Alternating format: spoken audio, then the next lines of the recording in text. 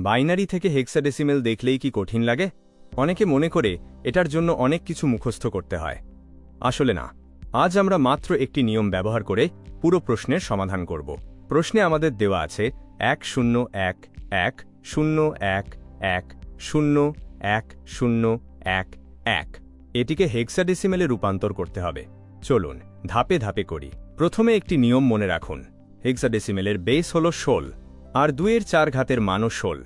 তাই বাইনারি থেকে হেক্সাডেসিমেলে যেতে আমরা 4 বিট করে ভাগ করি। শুধু এই নিয়ম মনে রাখলেই হবে। এবার ডান দিক থেকে 4 বিট করে ভাগ করি, তাহলে পাই 101101101011। এবার প্রথম গ্রুপ দেখি। 4টি স্থানের মান হল 8, 4, 2, 1। যেখানে 1 আছে শুধু সেই মানগুলো যোগ করব, 8, 2 আর 1, মোট 11। হেক্সাডেসিমেলে 11কে লেখা হয় বি। এবার দ্বিতীয় গ্রুপ। এখানে 1 আছে 4 আর 2-এর স্থানে। 4 যোগ 2 সমান 6, তাই এই গ্রুপের মান 6। তৃতীয় গ্রুপও প্রথম গ্রুপের মতো। 8, 2 আর 1 যোগ করলে 11 হয়, আর হেক্সাডেসিমেলে 11 হল বি।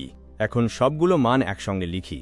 প্রথম গ্রুপ বি, দ্বিতীয় গ্রুপ 6, তৃতীয় গ্রুপ বি। সুতরাং 101101101011 এর হেক্সাডেসিমেল মান হল B6B। এটাই আমাদের চূড়ান্ত উত্তর। শেষে একটা সহজ ট্রিক।